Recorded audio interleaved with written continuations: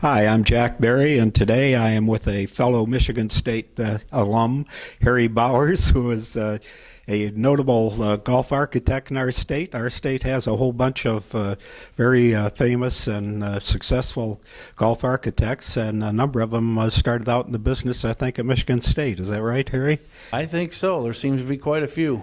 When did you get out of state, and how did you get into designing golf courses? I was 1983, and I had sent my resumes out like everybody else did to every golf course architect in the business.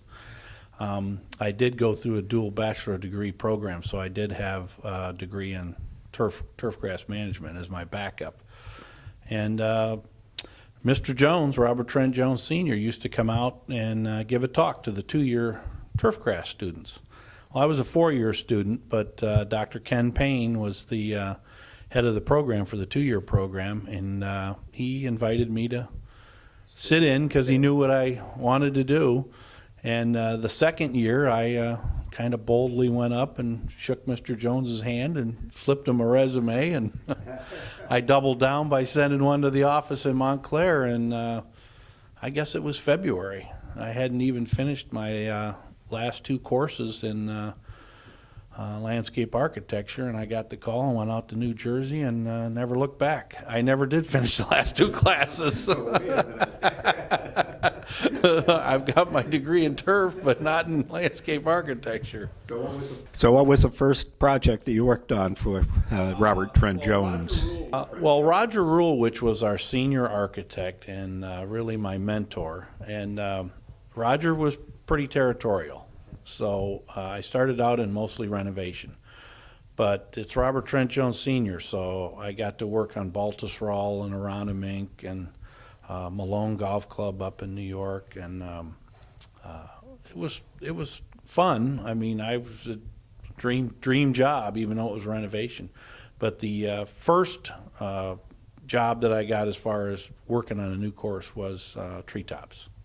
Well, first of all, renovation. That is a big word, it seems like, in golf course design now. Maybe because so many courses are about 100 years old now. A lot of courses are celebrating centennials this year. So what is a renovation? Well, that's right, Jack. That's right. I mean, and it's not just the age of them.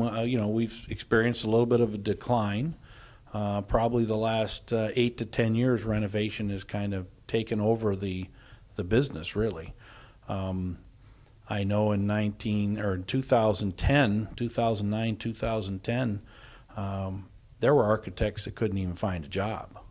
So I happened to be in Florida at the time, so I was fortunate enough I'd already been doing renovation. And we're kind of isolated down in the Palm Beach County area because there's so many private clubs, wealthy private clubs, and the storms they get down there, the bad water that they irrigate with, the contamination of the grass. I mean, something's growing 12 months of the year down there.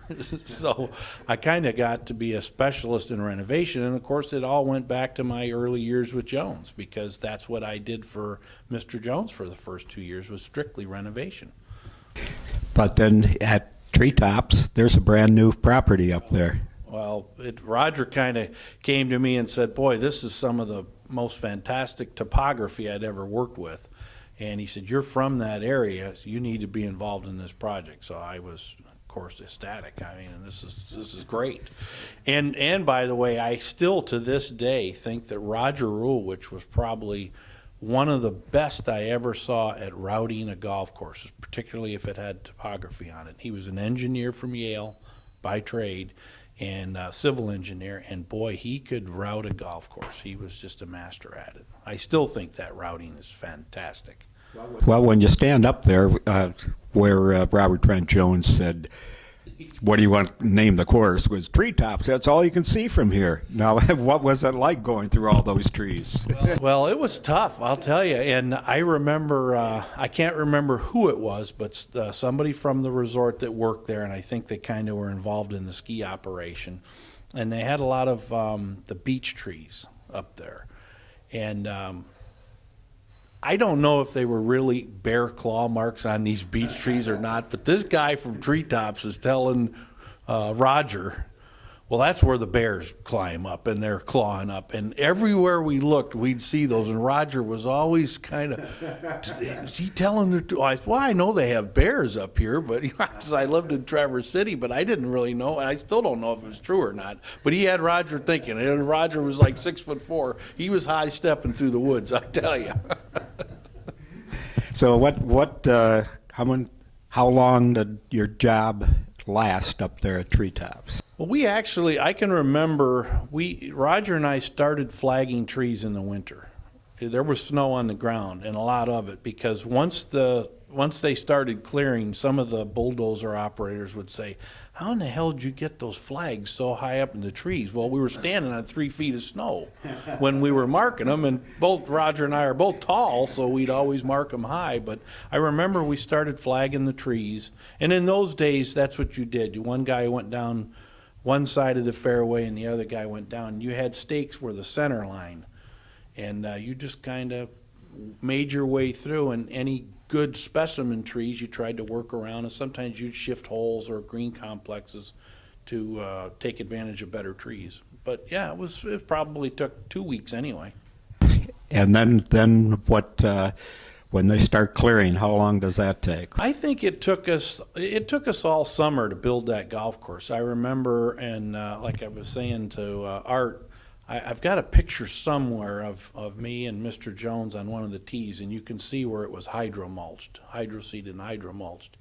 And I think, if I remember right, we did that hydro-mulching because we were a little late. So I'm going to guess late August, early September. So that was a big show when Robert Trent Jones went up to northern Michigan for the grand opening. Well, you were laughing about him calling the place Treetops. I was with him in the cart, Harry Melling, and I think they had hired Rick Smith by then. And I think Rick was in the cart. And we got to that, what is it, fourth hole or sixth hole? Sixth hole, isn't it? Yeah. And Harry had asked Mr. about names, and they had a bunch of names. I mean, all kinds of names.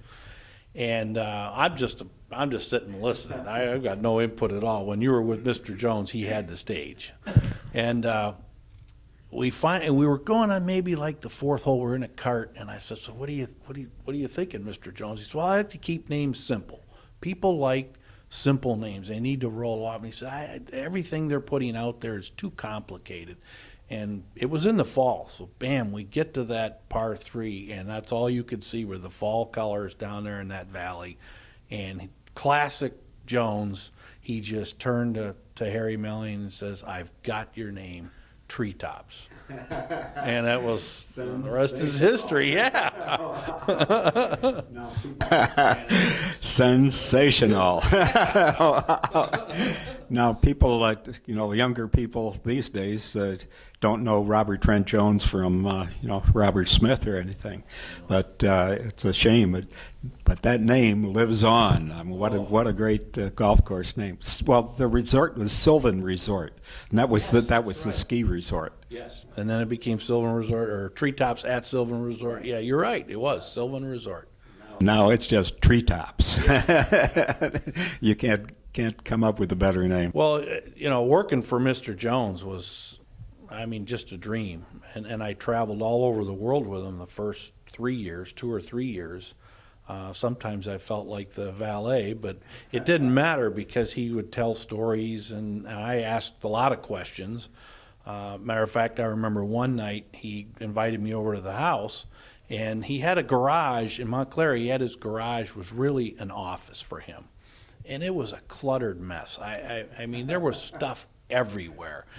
And he called me over. He said, "Come here, I want to show you something." And he pulled out this book, and it had all of these writings, and it had sketches and everything else, and it was a copy of the original manuscript of Alistair Mackenzie's Spirit of St. Andrews. Wow. And he made a copy of it for me on an old Xerox copy machine. So, it was kind of shiny paper, but I still have it to this day. I don't have the pictures, and I know that manuscript ended up being written some years later, and nobody's been able to find the pictures. There's even been questions whether there were pictures I saw some of the pictures, and Mr. Jones said it was Alistair McKenzie's wife that did watercolors. So, but nobody's been able to find him, but I still have a copy of it. You know, working for Mr. Jones was, I mean, just a dream. And I traveled all over the world with him the first 3 years, 2 or 3 years. Sometimes I felt like the valet, but it didn't matter because he would tell stories and I asked a lot of questions. Matter of fact, I remember one night he invited me over to the house, and he had a garage in Montclair. He had his garage was really an office for him, and it was a cluttered mess. There was stuff everywhere. And he called me over and he said, "Come here, I want to show you something." He pulled out this book, and it had all of these writings, and it had sketches and everything else, and it was a copy of the original manuscript of Alistair McKenzie's Spirit of St. Andrews. Wow. And he made a copy of it for me on an old Xerox copy. So it was kind of shiny paper, Yeah. but I still have it to this day. I don't have the pictures, and I know that manuscript ended up being written some years later, and nobody's been able to find the pictures. There's even been questions whether there were pictures. I saw some of the pictures, and Mr. Jones said it was Alistair McKenzie's wife that did watercolors. Wow. So Wow. nobody knows. But I love it. Well, you're talking about Harry Melling. I remember, what is it, about the third hole that's on the Masterpiece course, where it's the fairway is, it's like that. It's like an upside down saucer. Balls go off into the woods. Well, Harry liked that. As a player, you don't like that. But Harry liked that, and he said, yeah, in the evenings, my wife and I, we'd go out and walk along the side and pick up all the balls, the shots that people had lost, rolled off the fairway and down into the rough. That's right. Harry Melling was, he was almost a kindred spirit with Roger Rulewich, because Roger really liked to leave the lay of the land. He didn't believe in contouring out the landing area, so they were receptive. And it actually drove Mr. Jones nuts sometimes, because he was like, they have to have a place to land, Roger. You can't have everything crowned. But Harry liked it. You're right. And Harry wasn't a very accomplished golfer, but he did like that fact. And it fits with Treetops. I mean, the whole thing is just this beautiful rolling terrain. So it fit. I can remember, I think it's the 15th green. That, again, that's got a nice backdrop to it. You kind of look over a valley. And at one time we had mounds behind that green. We were roughed in some big mounds. And that's what Mr. Jones wanted. He kind of wanted more of a catcher's mitt. Then the next visit, because I stayed there for about 3 months at one time. The next visit, Roger came out. And, well, what the heck are these mounds doing here? I want to be able to look, blah, blah, blah, blah, blah.